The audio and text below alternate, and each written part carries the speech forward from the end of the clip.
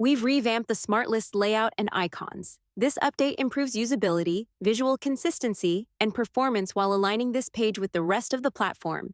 Let's check the changes out.